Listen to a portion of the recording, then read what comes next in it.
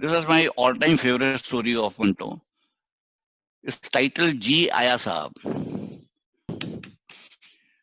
बावर्ची खाने की धुंधली फिजा में बिजली का एक अंधा बल्ब कब्र के चिराग की तरह अपनी सुर्ख रोशनी फैला रहा था।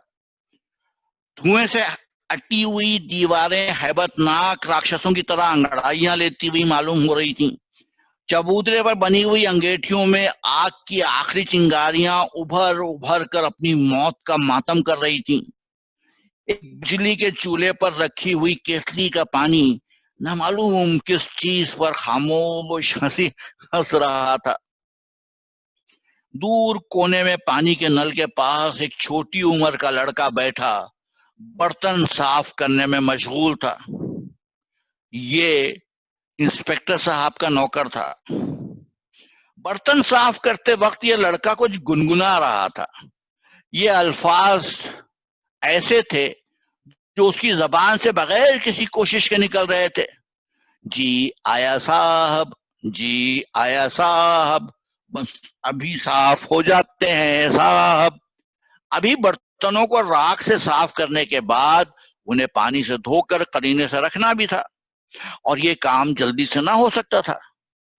लड़के की आंखें नींद से बंद हुई जा रही थी।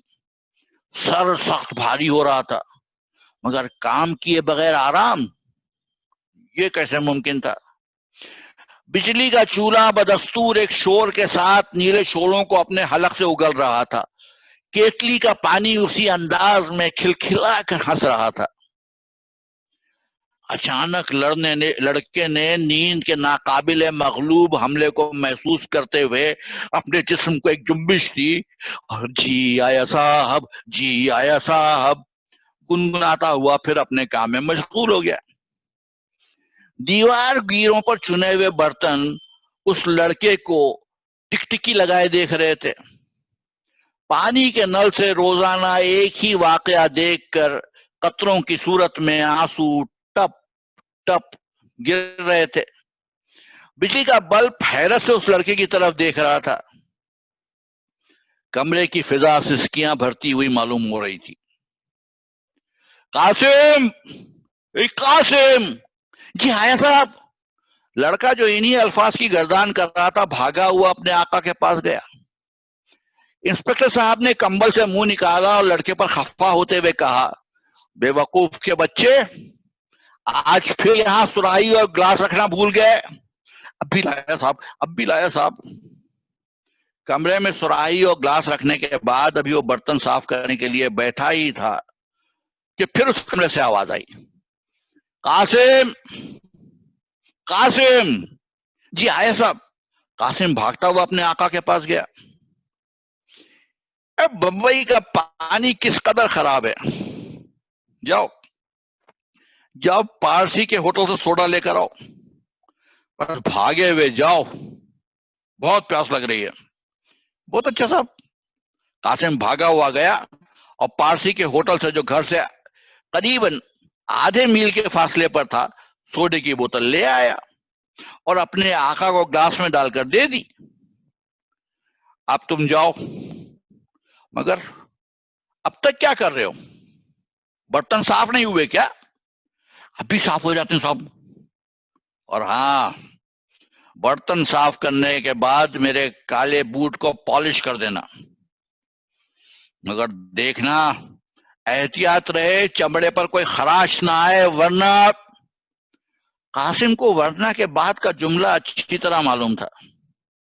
वो अच्छा साहब कहते हुए बावर्ची खाने में वापस चला गया और बर्तन साफ करने शुरू कर दिए। अब नींद उसकी आंखों में सिमटी चली आ रही थी। पलकें आपस में मिली जा रही थी। सर में शीशा उतर रहा था। ये सोचते हुए कि साहब के बूट अभी पॉलिश करने हैं, कासिम ने अपने सर को जोर से हिलाया और वही राग अलापना शुरू कर दिया। जी आया साहब, जी आया साहब, बूट अभी साफ हो जाते हैं साहब। मगर नींद का तूफान हजार बांध बांधने पर भी न रुका। अब उसे महसूस होने लगा कि नींद उसे जरूर हरा कर रहेगी, लेकिन अभी बर्तनों को धोकर انہیں اپنی اپنی جگہ پر رکھنا باقی تھا. اس وقت ایک عجیب خیال اس کے دماغ میں آیا، بھاڑ میں جائیں یہ برتن، چولہے میں جائیں بوٹ، کیوں نہ تھوڑی دیر اسی جگہ سو جاؤں. اور پھر تھوڑی دیر آرام کرنے کے بعد اس خیال کو باغیانہ تصور کرتے ہوئے قاسم نے ترک کر دیا اور برتنوں پر جلدی جلدی راکھ ملنا شروع کر دی. تھوڑی دیر کے بعد جب نیند پھر غالب آئی تو اس کے جیم میں آیا کہ ابلتا ہوا پانی اپنے سر پر انڈیل لے اور اس طرح اس انجانی طاقت سے جو اس کے کام میں حالج ہو رہی تھی نجات پائے. مگر اتنا حوصلہ نہ ہوا. بڑی مشکل سے منہ پر پانی کے چھینٹے مار مار کر اس نے سب برتنوں کو آخر صاف کر ہی لیا. یہ کام کرنے کے بعد اس نے اطمینان کا سانس لیا. اب وہ آرام سے سو سکتا تھا اور نیند، وہ نیند جس کے لیے اس کی آنکھیں اور دماغ شدت سے انتظار کر رہے تھے، اب بالکل نزدیک تھی. باورچی خانے کی روشنی بجھانے کے بعد قاسم نے باہر برآمدے میں اپنا بستر بچھایا اور لیٹ گیا. لیکن اس سے پہلے کہ نیند اسے اپنے آرام دہ بازوؤں میں تھام لے، اس کے کان بوٹ بوٹ کی آواز سے گونج اٹھے. بہت اچھا صاحب، ابھی پالش کرتا ہوں. بڑبڑاتا ہوا قاسم بستر پر سے اٹھا جیسے اس کے آقا نے ابھی ابھی بوٹ پالش کرنے کا حکم دیا ہو. ابھی قاسم بوٹ کا ایک پیر بھی اچھی طرح پالش نہ کرنے پایا تھا کہ نیند نے اسے وہیں پر سلا دیا. سورج کی خونی کرنیں اس مکان کے شیشوں سے داخل ہوئیں. قاسم کی زندگی میں ایک اور محنت بھرے دن کا اضافہ ہو گیا. صبح جب انسپکٹر صاحب نے اپنے نوکر کو باہر برآمدے میں بوٹوں کے پاس سویا ہوا دیکھا تو اسے ایک ٹھوکر مار کر جگاتے ہوئے کہا، یہ سور کی طرح یہاں بے ہوش پڑا ہے اور مجھے خیال تھا کہ اس نے بوٹ صاف کر دیے ہوں گے. نمک حرام! ابے قاسم! جی آیا صاحب. قاسم کے منہ سے اتنا ہی نکلا تھا کہ اس نے اپنے ہاتھ میں بوٹ صاف کرنے کا برش دیکھا. فوراً ہی اس معاملے کو سمجھتے ہوئے اس نے لرزتی ہوئی آواز میں کہا، میں سو گیا تھا صاحب، مگر بوٹ ابھی پالش ہو جاتے ہیں.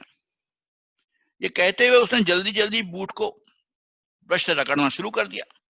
بوٹ پالش کرنے کے بعد اس نے اپنا بستر طے کیا اور اسے اوپر کے کمرے میں رکھنے چلا گیا. قاسم! جی آیا صاحب. قاسم بھاگا ہوا نیچے آیا اور اپنے آقا کے پاس کھڑا ہو گیا. دیکھو، آج ہمارے یہاں مہمان آئیں گے، اس لیے باورچی خانے یعنی کچن کے تمام برتن اچھی طرح صاف کر رکھنا. فرش بھی دھلا ہوا ہونا چاہیے. اس کے علاوہ تمہیں ڈرائنگ روم کی تصویروں، میزوں اور کرسیوں کو بھی صاف کرنا ہوگا، سمجھے؟ مگر خیال رہے، میری میز پر ایک تیز دھار چاقو پڑا ہے، اسے مت چھیڑنا. میں اب دفتر جا رہا ہوں، مگر یہ کام 2 گھنٹے سے پہلے ہو جانا چاہیے. بہت بہتر صاحب. انسپکٹر صاحب دفتر چلے گئے. قاسم باورچی خانہ صاف کرنے میں مشغول ہو گیا. 1.5 گھنٹے کی انتھک محنت کے بعد اس نے باورچی خانے کے تمام کام کو ختم کر دیا اور ہاتھ پاؤں صاف کرنے کے بعد جھاڑن لے کر ملاقاتی کمرے میں چلا گیا. ابھی وہ کرسیوں کو جھاڑن سے صاف کر رہا تھا، اس کے تھکے ہوئے دماغ میں ایک تصویر سے کھنچ گئی. کیا دیکھتا ہے کہ اس کے آس پاس برتن ہی برتن پڑے ہیں اور پاس ہی راکھ کا ایک ڈھیر لگا ہوا ہے. ہوا زوروں پر چل رہی ہے جس سے وہ راکھ اڑ اڑ کر فضا کو خاکستری بنا رہی ہے. اچانک اس اندھیرے میں ایک لال سورج ابلتا ہے جس کی کرنیں خون کی پیاسی برچھیوں کی طرح ہر برتن کے سینے میں گھس جاتی ہیں. زمین خون سے شرابور ہو جاتی ہے، فضا خوشی کے قہقہوں سے معمور ہو جاتی ہے. قاسم یہ منظر دیکھ کر گھبرا گیا اور اس وحشتناک خواب سے بیدار ہو کر جی آیا صاحب، جی آیا صاحب کہتا ہوا پھر اپنے کام میں مشغول ہو گیا. تھوڑی دیر کے بعد اس کی آنکھوں کے سامنے ایک اور منظر رقص کرنے لگا. اب اس کے سامنے چھوٹے چھوٹے لڑکے آپس میں کوئی کھیل کھیل رہے تھے. دفتن آندھی چلنی شروع ہوئی، جس کے ساتھ ہی ایک بدنما اور بھیانک راکشس نمودار ہوا جو ان سب لڑکوں کو نگل گیا. قاسم کو لگا کہ وہ راکشس اس کے آقا کا ہمشکل تھا. ویسے قد کاٹھی میں وہ اسے کہیں بڑا تھا. اب اس راکشس نے زور زور سے ڈکارنا شروع کیا. قاسم سر سے پیر تک لرز گیا. ابھی پورا کمرہ صاف کرنا تھا اور وقت بہت کم رہ گیا تھا. چنانچہ قاسم نے جلدی جلدی کرسیوں پر جھاڑن مارنا شروع کر دیا. ابھی وہ کرسیوں کا کام ختم کرنے کے بعد میز صاف کرنے جا رہا تھا کہ اسے اچانک خیال آیا، آج مہمان آ رہے ہیں، خدا معلوم کتنے برتن صاف کرنے پڑیں گے. اور یہ نیند کتنی ستا رہی ہے، مجھ سے تو کچھ بھی نہیں ہو سکے گا. یہ سوچتے وقت وہ میز پر رکھی ہوئی چیزوں کو پہنچ رہا تھا کہ اچانک اسے قلم دان کے پاس ایک کھلا ہوا چاقو نظر آیا. وہی چاقو جس کے متعلق اس کے آقا نے کہا تھا کہ بہت تیز ہے. چاقو کا دیکھنا تھا کہ اس کی زبان پر یہ لفظ خود بخود جاری ہو گئے، چاقو، تیز دھار چاقو، یہی تمہاری مصیبت کو ختم کر سکتا ہے. کچھ اور سوچے سمجھے بغیر قاسم نے تیز دھار چاقو اٹھا کر اپنی انگلی پر پھیر لیا. اب وہ شام کے وقت برتن صاف کرنے کی مصیبت سے بہت دور تھا، اور نیند، پیاری پیاری نیند، اب اسے بڑی آسانی سے نصیب ہو سکتی تھی. انگلی سے خون بہ رہا تھا، سامنے رکھی ہوئی روشنائی سے کہیں زیادہ لال، لیکن قاسم اس خون کی دھار کو خوشی بھری آنکھوں سے دیکھ رہا تھا اور منہ میں یہ گنگنا رہا تھا، نیند، نیند، پیاری پیاری نیند. تھوڑی دیر کے بعد وہ بھاگا ہوا اپنے آقا کی بیوی کے پاس گیا جو زنانے میں بیٹھی سلائی کر رہی تھی، اور اپنی زخمی انگلی دکھا کر کہنے لگا، دیکھیے بیوی جی. اے قاسم، یہ تو نے کیا کیا؟ ضرور صاحب کے چاقو کو چھیڑا ہوگا تو نے. بیوی جی بس میز صاف کر رہا تھا اور اس نے کاٹ کھایا. قاسم ہنس پڑا. ابے سور اب ہنستا ہے، ادھر آ، میں اس پر کپڑا باندھ دوں، مگر اب بتا تو صحیح، آج یہ برتن تیرا باپ صاف کرے گا؟ قاسم اپنی جیت پر مسکرا رہا تھا. انگلی پر پٹی بندھوا کر قاسم پھر کمرے میں آ گیا اور سب میز پر پڑے ہوئے خون کے دھبوں کو صاف کرنے کے بعد خوشی خوشی اپنا کام ختم کر دیا. اب اس نمک حرام باورچی کو برتن صاف کرنے ہوں گے، ضرور صاف کرنے ہوں گے، کیوں میاں مٹھو؟ قاسم نے انتہائی خوشی میں کھڑکی میں لٹکے ہوئے طوطے سے پوچھا. شام کے وقت مہمان آئے اور چلے گئے. باورچی خانے میں صاف کرنے والے برتنوں کا ایک ڈھیر سا لگ گیا.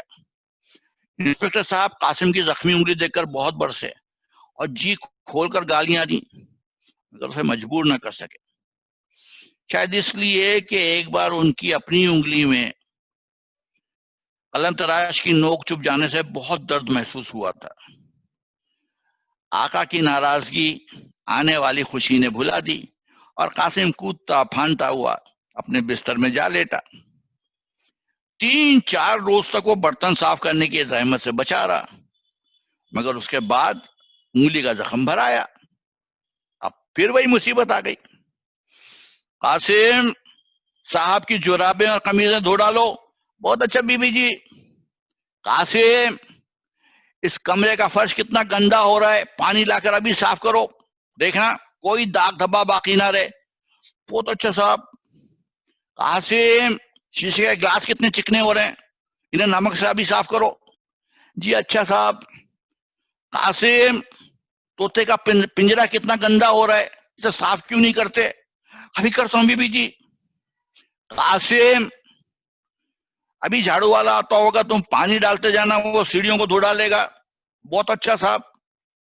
قاسم ذرا بھاگ کے ایک آنے کا دہی تو لے آنا. آپ بھی جاتا ہوں بیوی جی. 5-6 روز اسی قسم کے حکم سننے میں گزر گئے. قاسم کام کی زیادتی اور آرام کی کمی سے تنگ آ گیا.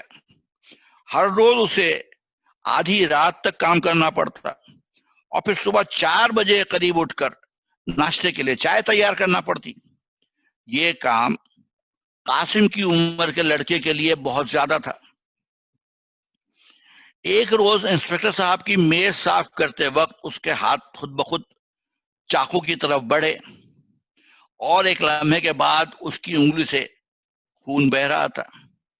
انسپکٹر صاحب ان کی بیوی قاسم کی یہ حرکت دیکھ کر بہت خفا ہوئے. چنانچہ سزا کی صورت میں اسے شام کا کھانا نہ دیا گیا، مگر وہ خوش تھا، اپنی خوشی میں مگن تھا. ارے ایک وقت روٹی نہ ملی، انگلی پر زخم آ گیا، مگر برتن صاف کرنے سے تو اب چھٹی مل گئی. یہ سودا کچھ برا نہیں تھا. چند دنوں کے بعد اس کی انگلی کا زخم ٹھیک ہو گیا. اب پھر کام کی وہی بھرمار شروع تھی. 15-20 روز گدھوں کی طرح محنت میں گزر گئے. اس عرصے میں قاسم نے بار بار ارادہ کیا کہ چاقو سے پھر اپنی انگلی زخمی کر لے، مگر اب میز پر سے وہ چاقو اٹھا لیا گیا تھا اور باورچی خانے والے چھری میں دھار نہیں تھی. ایک روز باورچی بیمار پڑ گیا. اب اسے ہر وقت باورچی خانے میں موجود رہنا پڑتا. کبھی مرچیں پیستا، کبھی آٹا گوندتا، کبھی کوئلوں کو جلا دیتا. غرض صبح سے لے کر آدھی رات تک اس کے کانوں میں ابے قاسم یہ کر، ابے قاسم وہ کر کی آواز گونجتی رہتی. باورچی 2 روز تک نہ آیا. قاسم کی چھوٹی سی جان ہمت جواب دے گئی، مگر سوائے کام کی اور کوئی چارہ ہی نہ تھا. ایک روز اس کے مالک نے اسے الماری صاف کرنے کو کہا. وہ الماری جس میں دوا کی شیشیاں اور الگ الگ چیزیں پڑی ہوئی تھیں. الماری صاف کرتے وقت اسے داڑھی بنانے والا ایک بلیڈ نظر آیا. بلیڈ کو پکڑتے ہی اس نے اپنی انگلی پر پھیر لیا. دھار تھی بہت تیز اور باریک، انگلی میں دور تک چلی گئی، جسے بہت بڑا زخم بن گیا. قاسم نے بہت کوشش کی کہ خون نکلنا بند ہو جائے، مگر زخم کا منہ بڑا تھا، وہ نہ تھما. سیرو خون پانی کی طرح بہ گیا. یہ دیکھ کر قاسم کا رنگ کاغذ کی طرح سفید ہو گیا. بھاگا ہوا اپنے آقا کی بیوی کے پاس گیا. بیوی جی، میری انگلی میں صاحب کا استرا لگ گیا. جب انسپکٹر صاحب کی بیوی نے قاسم کی انگلی کو تیسری مرتبہ زخمی دیکھا، فوراً معاملے کو سمجھ گئی. چپ چاپ اٹھی، کپڑا نکالا اور اس کی انگلی پر باندھ دیا اور پھر کہا، قاسم اب تم ہمارے گھر میں نہیں رہ سکتے. وہ کیوں بیوی جی؟ یہ صاحب سے پوچھنا. صاحب کا نام سنتے ہی قاسم کا رنگ اور بھی سفید ہو گیا.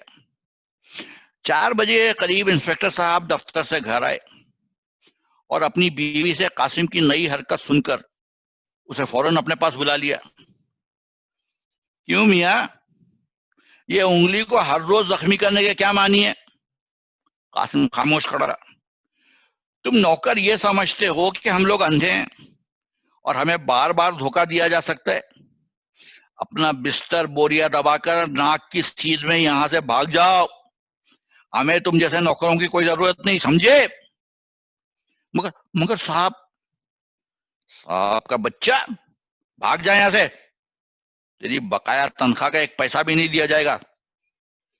اب میں اور کچھ نہیں سننا چاہتا. قاسم روتا ہوا کمرے سے باہر چلا گیا. طوطے کی طرف حسرت بھری نگاہوں سے دیکھا. طوطے نے بھی خاموشی میں اسے کچھ کہا اور وہ اپنا بستر لے کر سیڑھیوں سے نیچے اتر گیا. مگر پھر کچھ خیال آیا. وہ بھاگا ہوا اپنے مالک کی بیوی کے پاس گیا اور بڑے درد بھری آواز میں اتنا کہہ کر، سلام بیوی جی، میں ہمیشہ کے لیے آپ سے رخصت ہو رہا ہوں، وہاں سے نکل لیا.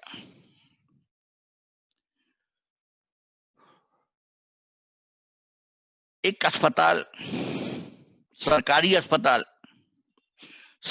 اسپتال میں ایک کم عمر کا لڑکا درد کے مارے لوہے کے پلنگ پر کروٹیں بدل رہا ہے. پاس ہی 2 ڈاکٹر بیٹھے ہیں.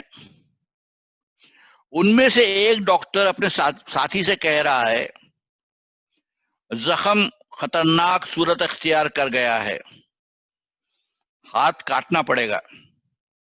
بہت بہتر. یہ کہتے ہوئے دوسرے ڈاکٹر نے اپنی نوٹ بک میں اس مریض کا نام لکھ لیا. ایک لکڑی کے تختے پر جو چارپائی کے سرہانے لٹکا ہوا تھا یہ الفاظ لکھے ہوئے تھے, نام محمد قاسم سن آف عبد الرحمان مرحوم, دیٹ مینس لیٹ, عمر 10 سال.